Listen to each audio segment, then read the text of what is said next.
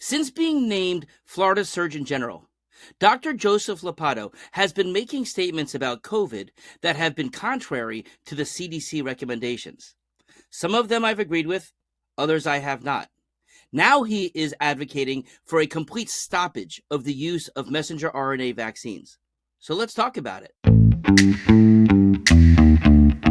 Hey everybody, it's Dr. David. So happy New Year. Hope everybody's doing well. In my continuing effort to help educate people to sort through information that could be sent through all different types of sources, I try to do my best to try to interpret information, to give my own take on things, point things out that people may not ordinarily see. And being a pediatrician for 25 years, and people who have read medical articles and someone who's read medical articles and studies and such like that, I can sift through these things and kind of see through and find information that, again, some people may not found. Now, what we're talking about today is this brand new note that was sent out from Dr. Ladapo. He's the Florida Surgeon General.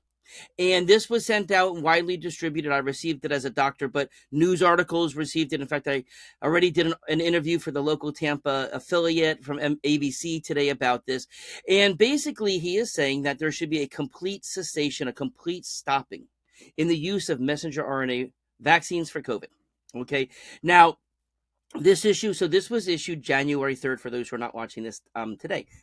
I guess you're always watching it today, if that makes sense. Okay, but what this public statement was called, and I'm going to do more reading today than I normally do because I want to make sure I get this information right since I'm doing a lot of quoting here. Okay, so the statement itself was called, Florida's State Surgeon General calls for halt in the use of COVID-19 mRNA vaccines. Now, in this particular memo, he first mentions, and it's a memo from the Department of Health, and then a quote from him. Okay, but he's the one who wrote the whole thing. It's obviously being released by his office. So what he wrote is a memo noting that starting on December 6th, that's when he sent a message, a letter to the FDA, where he posted questions that were related to the safety assessments regarding messenger RNA vaccines, and also what he said was the discovery of billions of DNA particles within a vial of messenger RNA vaccine for COVID. Okay, on December 14th. The FDA issued a reply to this, and basically it was a rebuttal to Dr. Ladapo's comments. Now, in me reading through that, and I'll get into this a little bit more, some of their rebuttal, I think, made sense. Some of their rebuttal, I think, kind of side-skirted what he was actually asking. But again, I just want to try and get through this information so you know what to make of it. Okay, so first of all, this January 3rd statement, the one that just came out.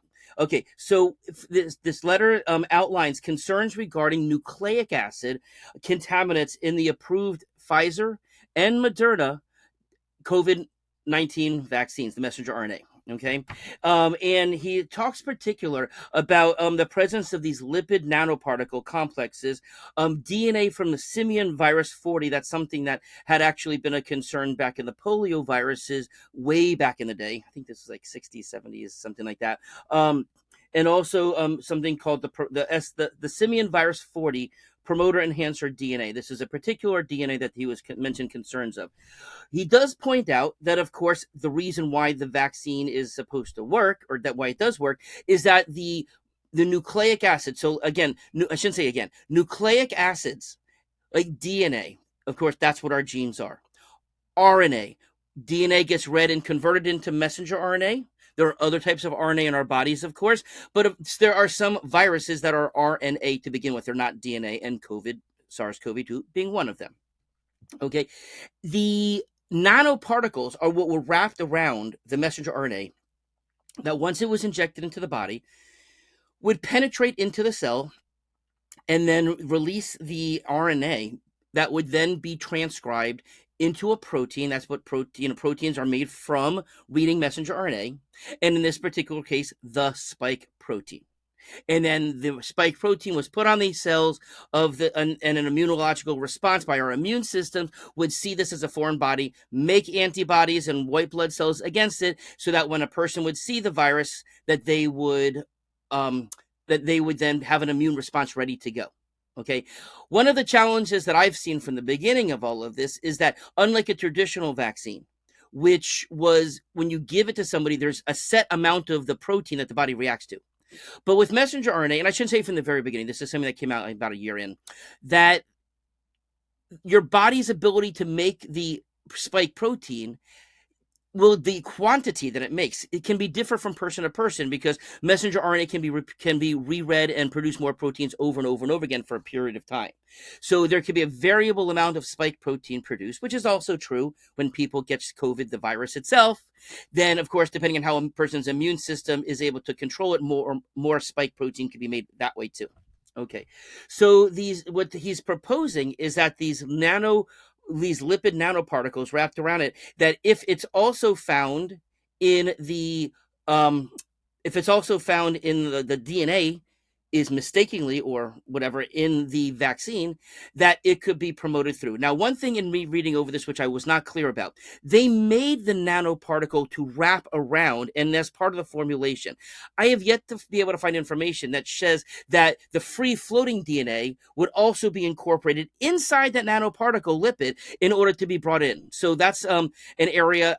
I may be wrong about that. If anybody's aware of that, please send it to me. But that to me is, there's an assumption that's being made here that even if these DNA particles are actually in the vaccine, does that necessarily mean it's in the nanoparticle that's being transferred? We don't know. I don't know anyways. Maybe someone does. Okay. Now, of course, if it's being transferred into the cells, then the DNA could potentially, again, the thought here is that this DNA then moves into the nucleus. Now, there's a lot of question about that and uncertainty because, messenger RNA doesn't typically move into the nucleus. It's not replicated there. It's replicated outside the nucleus. It's only in the DNA. That's where that the genes are. That's in the nucleus. That's where the DNA is. So again, getting into the cells, possibly, but we don't know. With these nanoparticles, is that then would this DNA be transporting into the nucleus to be incorporated into the DNA? Again, I haven't seen anything that says for sure that is happening. Okay, now, because of this, he does point out in the letter that that in 2007, the FDA published guidelines regulating the limits of DNA vaccines that were referred to as plasmid DNA vaccines for infectious disease. And they outlined considerations, the FDA did, that uses these novel methods of delivering DNA integration that could theoretically turn a healthy cell into a cancerous cell, that this DNA could theoretically result in chromosomal instability, that it could then move to other parts of the bodies. Okay. Now, to be clear, this is DNA vaccines that they were talking about, not messenger RNA. And again, we don't necessarily know that even if the DNA is in the vaccine vial, that it's actually in a form that could then transport into the cells and into a nucleus. So lots of hypothesis there. Okay. Now, the DOH letter then goes on to say that on December 13th, the FDA replied to Dr. Ladapo. And Dr. Ladapo says that it didn't provide any information about the DNA integration assessment relative to this FDA 2007 concerns that they had expressed. Okay. Now, he says that the FDA also provided no evidence that these risks have been assessed to assure the safety of messenger RNA COVID vaccines. And that sentence is true because obviously providing no evidence if they didn't look, which we don't know, that could be an issue. Okay, but again, now on top of that, Dr. Ladapo then himself makes the following statement. The FDA's response does not provide data or evidence that the DNA integration assessments that recommended themselves have been performed. Instead, they point to genotoxicology studies which are inadequately assessment for DNA integration. So what he's saying there is that what they did do, this thing called genotoxicity, that it wasn't good enough to show that to make him feel comfortable about this. I guess that's the way of saying it. Okay. He also then said that that there could be this DNA could be integrated into the sperm or eggs and then passed along to further generations. And so the thing is, though, he uses a lot of may statements that it could, that it's hypothesized that, but nothing that he's really pointing out that there's no references to anything there. Now, he also does point to concerns about the potential health risks associated he then says that providers who are concerned about the mRNA being put into a person's body from the vaccine, that there is a regular non-messenger RNA vaccine called Noravax that can be used instead. So he does make that alternative recommendation. Okay, so now let's unpack all of this. So first of all, let's talk about the validity of Dr. Ladato's statement. Okay, so first of all, he references a particular paper that shows that has the mention that he says shows that the DNA is in the vials. Okay, this is from a researcher at one of the universities in Canada. But I just looked at it. First of all, it's a preprint.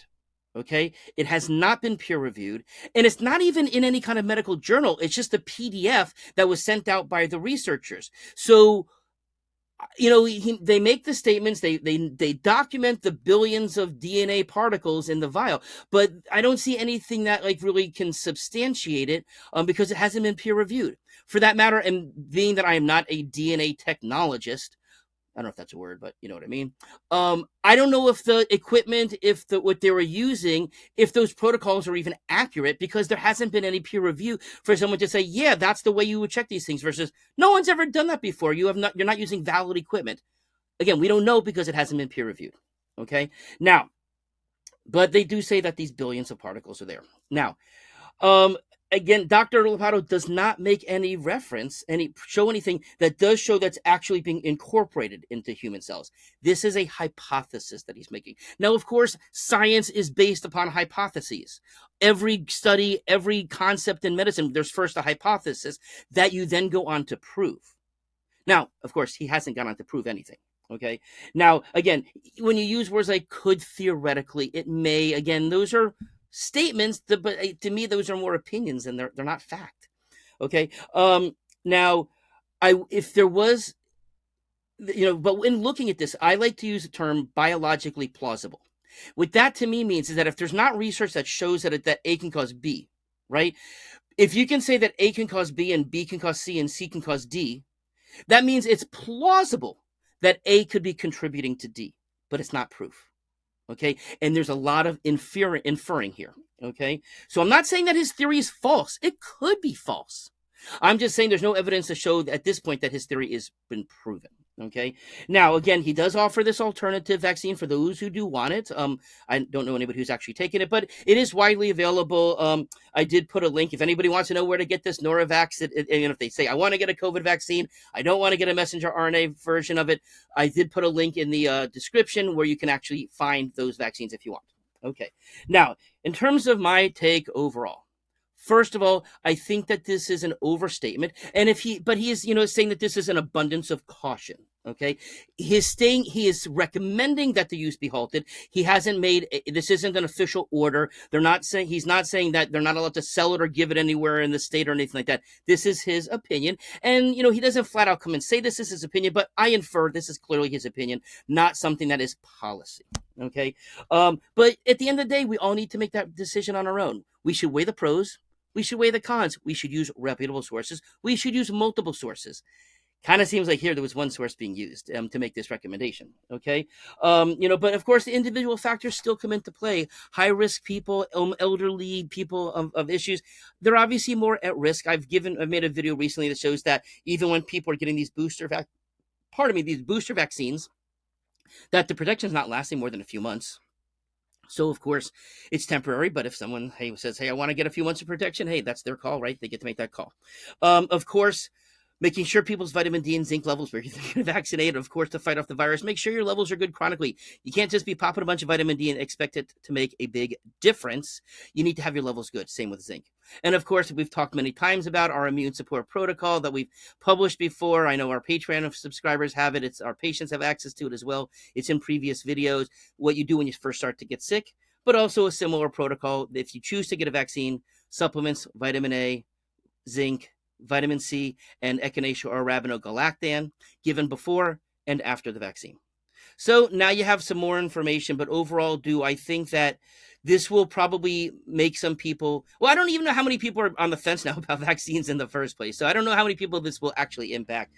But in my opinion, he's entitled to his opinion. He's entitled to have to present a biologically plausible thing. But in the same sense, the way it's presented to me seems like it's an overreach in the fact that it's just theory and that there's really no evidence at this point besides a non-published, non-peer-reviewed paper to back him up. Have a nice day.